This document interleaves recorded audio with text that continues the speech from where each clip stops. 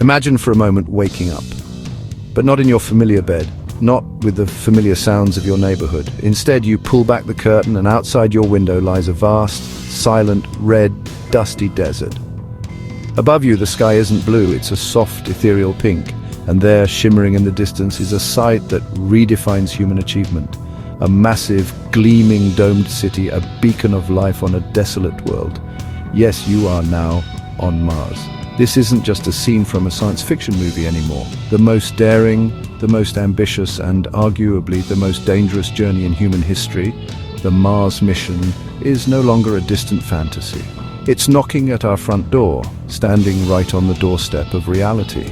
This journey is the culmination of dreams, of countless hours of research, and of an unyielding human spirit that always looks to the next horizon. It's a testament to our curiosity, our drive to explore, to understand our place in the cosmos, not just by looking up, but by going out there. And the questions it raises are as profound as the journey itself. How will we get there? How will we survive? What will it mean for us as a species? These aren't just technical questions, they're questions about the very future of humanity, so get comfortable. In today's video, we're going to embark on this epic voyage together. We'll explore the major projects propelling us toward the Red Planet, envision what human life might actually look like in a Martian city, celebrate the incredible technological milestones we've already achieved, and confront the monumental challenges that still lie ahead. Welcome to New Scientific Horizon. I'm Tamim here with you, and you're watching New Scientific Horizon, so let's begin today's epic journey. When you think about going to Mars, you might picture a single nation planting its flag, a singular effort, but the reality is so much grander, so much more inspiring. The mission to Mars isn't one project, it's a symphony of human ingenuity played by a global orchestra. It's a grand collaboration, a testament to what we can achieve when we pool our knowledge, our resources, and our ambitions. This isn't just about one country's pride, it's about a milestone for our entire species. The foundation for our interplanetary future is being laid not by one hand, but by many all across the globe working in concert. At the forefront of the private sector's charge is SpaceX with its revolutionary Starship. This isn't just another rocket, it's designed to be a fully reusable transportation system capable of carrying up to 100 people to Mars. Think of it less like a capsule and more like an interplanetary airliner, a cosmic Mayflower for the 21st century. The sheer scale and ambition of Starship are breathtaking, aiming to drastically reduce the cost of space travel and make the dream of a self-sustaining Martian city economically feasible. Every successful test flight brings that dream into sharper focus, turning a blueprint into a tangible vessel for humanity's future.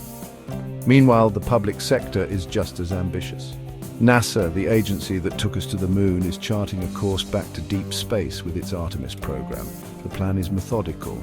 First, establish a sustainable presence on the moon, a lunar base, a gateway in orbit. This isn't just for the sake of lunar exploration, it's a crucial dress rehearsal. The moon will be our training ground, our deep space shipyard where we test the technologies, the habitats and the life support systems we'll need for the much longer, much more perilous journey to Mars. Artemis isn't the final destination, it's the critical stepping stone. And this grand endeavor extends far beyond the United States. The global space community is buzzing with Martian ambition. China is making incredible strides with its Journy rover already on the ground, and it has its own bold plans for crewed missions. The United Arab Emirates Hope probe successfully entered Martian orbit, providing invaluable climate data. India's Mars orbiter mission was a stunning success, and the European Space Agency, in collaboration with Russia's Roscosmos, continues its ExoMars program. Even nations like Japan are developing advanced robotics and technologies for future surface exploration. Each of these missions, each piece of data, each technological innovation is a thread in a magnificent tapestry. It's a global, multi-generational effort. We're seeing nations that were once rivals in a space race now becoming partners in a space journey. This collaborative spirit is perhaps the most important ingredient of all, because building a city on another world extending life beyond Earth is a challenge too immense for any single entity. It requires the best of all of us united in a common awe-inspiring goal. So we've made the journey. After months hurtling through the void, we've arrived. What now? What does day-to-day life actually look like on Mars? Forget sprawling open-air cities, at least for the first few centuries. Our first homes on the red planet will be carefully engineered sanctuaries. Large, pressurized domes. These structures will be our shield against the thin, unbreathable atmosphere and the harsh radiation. Inside we'll create a shirt-sleeve environment, a bubble of Earth transplanted 100 million miles away.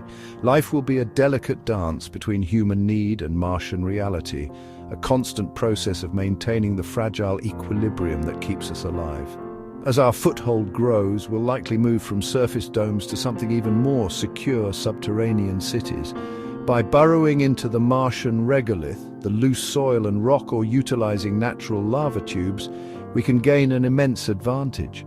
The rock above would provide natural, powerful shielding from cosmic rays and solar radiation, one of the biggest dangers to long-term health. These underground habitats wouldn't be dark, cramped burrows. Imagine vast, excavated caverns illuminated by simulated sunlight, with multi-level structures housing labs, living quarters, and communal parks. It's a different kind of pioneering, not across a prairie, but downward, into the very crust of a new world. But how do you feed a city on Mars? You can't just plant seeds in the toxic regolith. The answer lies in advanced, self-contained agriculture. We'll build vast hydroponic and aeroponic farms where plants are grown not in soil, but in nutrient-rich water mists. Towering vertical farms will maximize space, growing everything from lettuce and tomatoes to potatoes and grains under the glow of specialized LED lights. This isn't just about food, it's about psychology. The sight and smell of fresh green life would be a vital connection to the homeworld we left behind, a living, breathing reminder of Earth's biosphere. Of course, none of this is possible without the two most fundamental ingredients for life, water and air. Fortunately, Mars has water, locked away as ice in its polar caps and potentially just below the surface in mid-latitudes. Robotic miners will be dispatched to excavate this ice, which will then be melted, purified and piped to the habitat. This water is everything, for drinking, for farming and for creating breathable air. That's where a magical piece of technology, already tested on Mars, comes in. It's a device that breathes in the carbon dioxide-rich Martian atmosphere and exhales pure, breathable oxygen. This process, called electrolysis, splits water molecules into hydrogen and oxygen. The oxygen replenishes the air in the habitat, while the hydrogen can be combined with carbon dioxide from the atmosphere to create methane, rocket fuel. This is the key to a sustainable presence, living off the land or in situ resource utilization. We'll use Martian resources to make our air, our water, and even the fuel to get back home. Life on Mars will be a masterpiece of recycling and ingenuity, a closed-loop system where nothing is wasted and every atom is precious. This grand vision of Martian cities isn't just wishful thinking. The path to Mars is being paved right now with tangible, breathtaking technological achievements. Every launch, every experiment, every byte of data sent back across the void is a crucial step forward. Look at SpaceX's Starship. We've watched it ascend into the sky, a gleaming silver behemoth, and perform complex maneuvers that were once the stuff of computer animation. We've seen it belly flop through the atmosphere and most critically achieve soft landings. These aren't just tests, they are rehearsals for the real thing, proving that a fully reusable, massive interplanetary transport system is within our grasp. Each successful flight silences skeptics and fuels the dreams of engineers and future explorers. And while Starship prepares for the journey, we're already learning how to live there, thanks to a little golden box aboard the Perseverance rover. It's called MOXIE, the Mars Oxygen In Situ Resource Utilization Experiment. This incredible device has successfully and repeatedly done something miraculous. It has inhaled the thin, toxic Martian atmosphere, which is 96% carbon dioxide, and chemically converted it into pure, breathable oxygen. It's a small-scale demonstration, only producing a few grams at a time, but its success is monumental. It's the first time we've ever manufactured a resource essential for human life on another planet. MOXIE is the proof of concept for the life support systems of future Martian colonies. Our robotic emissaries, the rovers, have been our eyes, hands, and geological labs on Mars for years. The tireless Curiosity rover has fundamentally rewritten our understanding of ancient Mars, discovering evidence of a long-lasting freshwater lake and the chemical building blocks for life within Gale crater. Its successor, Perseverance, landed in Jezero crater, the site of an ancient river delta, with the explicit mission to search for signs of past microbial life. It is drilling core samples of Martian rock, sealing them in tubes and leaving them on the surface for a future sample return mission. These rovers are not just exploring, they are conducting the reconnaissance that will keep future human explorers safe and guide them to the most scientifically interesting locations. But how do we stay connected across such an immense distance? The communication delay to Mars can be up to 22 minutes one way. To manage a future fleet of ships, rovers, and eventually a colony, we need a robust communication network. This is where concepts like Mars Link come in. The goal is to build a satellite constellation around Mars, an interplanetary internet, providing high-speed, continuous communication between the Martian surface, orbit, and Earth. This network will be the central nervous system of our Martian operations, relaying vital data, enabling remote operation of machinery, and, of course, allowing the first Martians to send messages, videos, and scientific discoveries back home. These achievements are not isolated events, they are interconnected pieces of a much larger puzzle. The rockets that will take us there are being tested. The machines that will produce our air have been proven. The rovers that are scouting our landing sites are already on the job, and the communication systems that will connect us are being designed. We are not at the beginning of this journey anymore. We are well on our way, standing on a foundation of solid, remarkable scientific and engineering success. The next steps are no longer leaps of faith, but logical progressions in a plan that is actively unfolding before our very eyes. As exhilarating as our progress is, we must approach the next steps with humility and a deep respect for the dangers involved. The journey to Mars and life there will be the most challenging undertaking in human history, fraught with perils that test the limits of our technology and our own biology. The first and perhaps most insidious threat is radiation. Space is not empty. It's flooded with high-energy cosmic rays and violent bursts of particles from our own sun. Here on Earth, our magnetic field and thick atmosphere protect us. In interplanetary space and on the surface of Mars, with its thin atmosphere, astronauts will be exposed to radiation levels that dramatically increase the risk of cancer and other health problems. Designing spacecraft and habitats with sufficient shielding without making them too heavy to launch is a monumental engineering challenge. Then there's the simple, terrifying act of landing. Mars has just enough atmosphere to be a problem, but not enough to be truly helpful. It's thick enough to create tremendous heat and friction on a descending spacecraft, requiring a robust heat shield, but it's too thin to slow a heavy vehicle down sufficiently with parachutes alone. This is what engineers call the 7 minutes of terror. For a crewed vehicle far heavier than any rover we've sent, this will require a new class of landing technology, likely involving powerful retro rockets firing in a precise sequence to bring the craft to a gentle touchdown.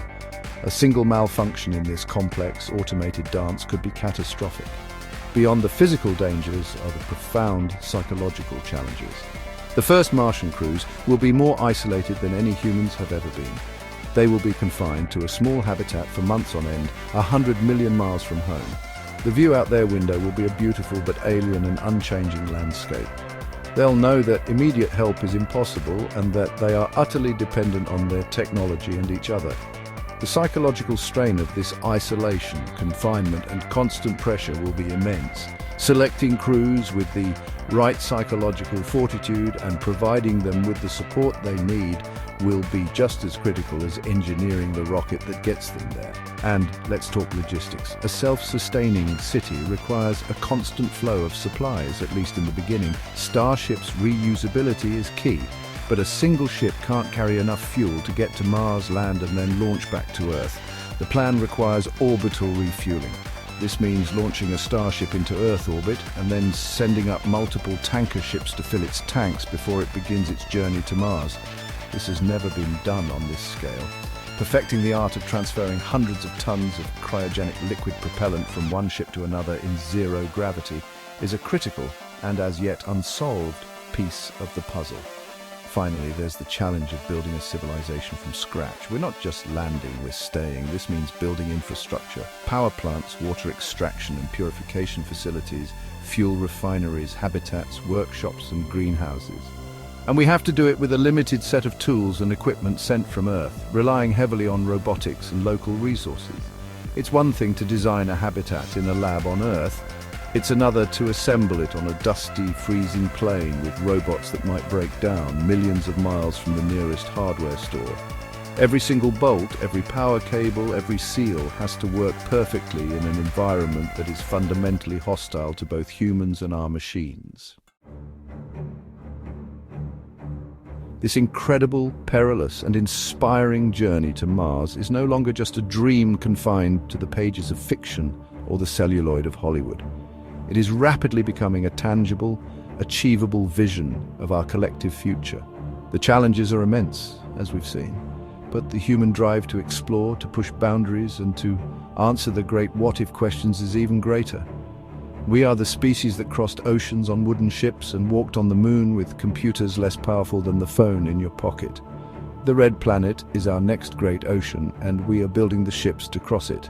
Every successful rocket test that shakes the ground, every new discovery radioed back from a lonely rover on the Martian surface, every small, hard-won success in a lab here on Earth, each one is a stepping stone. These achievements are bringing us closer and closer to the day when the image of a domed city under a pink sky is not a fantasy but a reality. It's a future built not just on technology but on hope, persistence, and the belief that humanity's destiny is not confined to one world alone. If you believe, as I do, that our future lies among the stars, that we can and should build a new branch of human civilization on another world, then stay with us on this journey. Subscribe to our channel, New Scientific Horizon, give this video a like, and share it with friends who also dare to dream big. And don't forget to watch our next video where we'll dive even deeper into the possibilities. It's called, What Could Artificial Life and Society Look Like on Mars? The link is in the description below, or you can click it right here on the screen. This is Tamim, signing off from New Scientific Horizon. Till next time, keep watching the stars.